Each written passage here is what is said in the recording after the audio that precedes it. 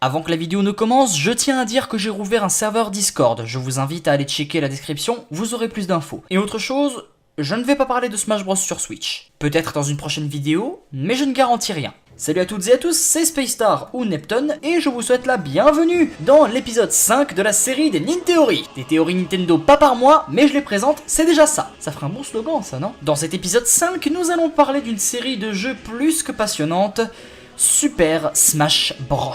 Je doute que beaucoup de personnes ne connaissent pas cette série, mais voici un petit reminder, on sait jamais. Super Smash Bros est une série de jeux de combat en vue de côté créée par Masahiro Sakurai, le créateur de Kirby. Le projet à la base était de créer un jeu de combat classique avec seulement des petits bonhommes de couleurs différentes, puis est venue l'idée de Sakurai de remplacer ces bonhommes par des personnages historiques de Nintendo. Suite à ça, le jeu a fait un carton partout dans le monde grâce à son principe maître, qui est de pouvoir jouer des personnages phares de la série Nintendo, que ce soit Mario, Luigi, Kirby, Pikachu, Samus, Ness, bref, jusqu'à une soixantaine de personnages dans le dernier opus pour se friter la gueule et surtout se marrer entre potes. Dans cette vidéo, je vais parler d'une théorie originaire de la chaîne de Connor the Waffle qui a partagé une théorie sur un éventuel secret assez sombre sur l'univers de Super Smash Bros. Quel est ce secret? Je vais vous l'expliquer. C'est là qu'il me faudrait une intro animée assez stylée, mais ça va être hyper dur à faire.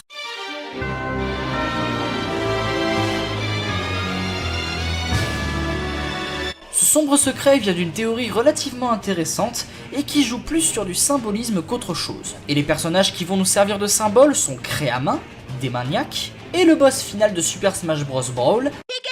Commençons tout de suite par parler de Créamin et Démaniac. Créamin et Démaniac sont tous les deux des boss qui peuvent être affrontés dans la série Super Smash Bros. Ils sont les boss finaux du mode classique de quasiment tous les jeux, le combat face à eux n'est pas très difficile en soi, surtout si vous savez bien jouer votre personnage. Ils nous permettent de réfléchir à la vraie nature de la série. A la base, les personnages du jeu, et là je parle de Mario, Kirby, etc., ne sont que des jouets ou des trophées, tout ce qu'il y a de plus normal. Jusqu'à l'arrivée de Créamin qui leur donne vie et les font se battre entre eux. On peut donc penser que ces deux mains ont un rôle très important, celui d'un organisateur. Mais qui serait cet organisateur? Eh bien, il s'agirait d'un enfant. Oh non putain, j'ai des flashbacks de ma théorie de merde sur Undertale. Ah non! En effet, cet enfant ne serait autre que l'organisateur de ce jeu. Il se sert de ses jouets pour les faire se battre entre eux, un peu comme si vous jouiez avec vos figurines et que vous faisiez ça.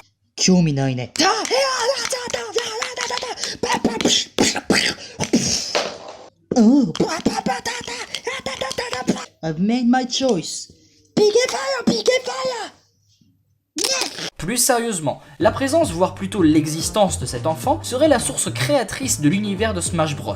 Le lore impliquerait que les personnages de Nintendo se battent entre eux parce que ce sont des jouets et que c'est leurs propriétaires qui décident de ce qu'ils doivent faire. Et Créamin et Démaniac seraient les mains de cet enfant. Nous avons l'idée dans le mot créa qui inspire la création, le fait que les stages pop au milieu de nulle part, que les persos se téléportent, la multitude d'attaques qu'ils peuvent utiliser, ou dans le nom Master Hand en anglais qui impliquerait que c'est l'enfant le maître qui contrôle tout. Et ça explique pourquoi on peut trouver Link et Mario dans le même jeu. Pourquoi Ness peut utiliser des attaques qu'il ne peut normalement pas utiliser. Pourquoi on peut voir la culotte de Peach. Ouais non, c'est nul comme exemple. Après tout, les enfants grandissent vite, hein, alors En bref, l'univers de Smash Bros viendrait tout droit de l'univers d'un pauvre enfant qui joue innocemment avec ses figurines. Mais le côté sombre dans tout ça alors, où est-ce qu'il est? Et bien pour ça, laissez-moi maintenant vous parler de Tabou. On ne parle pas assez de lui alors que c'est pourtant un personnage très intéressant. Qui est Tabou dans tout ça? Quelle est l'identité de cet antagoniste qui apparaît au beau milieu de nulle part dans Super Smash Bros Brawl? Eh bien on va éviter de tourner autour du pot, Tabou est en fait le même enfant qui contrôle le jeu de Smash Bros. Néanmoins, il n'a plus la même innocence que dans les premiers jeux, Tabou est en fait l'incarnation de l'enfant qui grandit. Pour schématiser, je vais reprendre l'exemple de Connor the Waffle. Imaginons que l'enfant en question est âgé de 6 ans dans Super Smash Bros 64. Il en aurait ensuite 9 avec la sortie de Super Smash Bros Melee en 2002. 2001 pour les US du coup. C'est donc jusqu'à présent un enfant tout à fait normal. Mais en 2008, Super Smash Bros Brawl sort. Et l'enfant ici serait donc âgé de 15 ans. À ce moment-là, ce n'est plus un enfant, mais un adolescent. Il n'y a pas un pléonasme dans ce que je viens de dire? Et cet adolescent est incarné par Tabou. Le nom de Tabou est d'ailleurs un vrai mot qui a pour définition ce sur quoi on fait silence par crainte, pudeur. Comme un sujet tabou qui est simplement un sujet qui n'est pas évident à discuter en public. Le débat pain au chocolat chocolatine par exemple. Mais dans le contexte présent, le sujet tabou est simplement le fait de jouer avec des figurines alors que tu as 15 ans. Si vous étiez seul, vous vous en battriez les noisettes, mais dans le cadre de la société, si tu es un jeune adulte et que tu veux faire bonne impression, bah tu vas pas dire tout haut tout fort je joue encore avec mes Playmobil. Je regarde encore Totally Spies. Etc. Quand vous devenez adolescent vers l'âge de 13-14 ans, il y a bien des choses que vous vous devez d'abandonner. Il est tout à fait naturel et humain de mûrir et faire la part des choses au fur et à mesure qu'on grandit. On va s'intéresser à des sujets plus matures, on va se comporter comme quelqu'un de son âge. Certaines personnes vont jusqu'à vendre leurs jouets ou encore les jeter pour être sûr de plus les revoir et de se détacher du cordon de l'enfance pour pouvoir grandir et passer pour une personne normale aux yeux de la société. Pour caricaturer, Hérissandre ne peut pas rester indéfiniment un Hérissandre. Il faut qu'il évolue en Furisson puis en Typhlosion pour qu'il devienne plus fort, sauf si vous lui donnez une pierre stase. Et c'est ce qu'endure l'enfant instigateur de l'univers de Smash Bros dans l'épisode de Brawl. Tabou est donc l'incarnation même de l'enfant qui veut grandir et devenir un adulte mûr. C'est pourquoi dans l'aventure de Super Smash Bros Brawl, il cherche à éradiquer toute forme de son passé, tous les éléments qui ont forgé son enfance. Les missiles tirés par les copies des personnages Nintendo permettent de créer une sorte de vortex vers l'univers de Tabou, un univers vide et effrayant. Tout ça pour créer plusieurs petits vortex éparpillés sur toute la map du jeu, comme s'il jetait petit à petit son enfance à la poubelle. Créamin, qui est la représentation de son passé, est également affecté et essaie malgré lui de contre-attaquer Tabou, de le convaincre de ne pas gaspiller son enfance. Mais la puissance de ce personnage le surpasse car l'enfant, maintenant adolescent, veut à tout prix grandir, se débarrasser de ses jouets et se faire accepter dans les rangs de la société. Nous-mêmes, on se met à galérer contre lui, ses attaques étant parfois imprévisibles et relativement puissantes si vous n'arrivez pas à les esquiver correctement. Surtout le coup des ailes. Et il ne faut pas oublier de parler de son design qui a beaucoup de signification. Il a la forme d'un homme, de couleur bleue, il a une balle smash dans le thorax. Jusque-là, design tout à fait classique, mais sa posture en dit long sur lui. Elle montre qu'il fait tout ça malgré lui, il est comme renfermé, son expression faciale est quasi inexistante et il détruit tous les éléments de son passé non pas parce qu'il veut le faire, mais parce qu'il doit le faire, car la société le lui oblige, cette même société qui lui dit « Arrête de jouer avec tes jouets, tu n'as plus l'âge ». Selon la théorie, ça serait ça, le secret de l'univers de Smash Bros.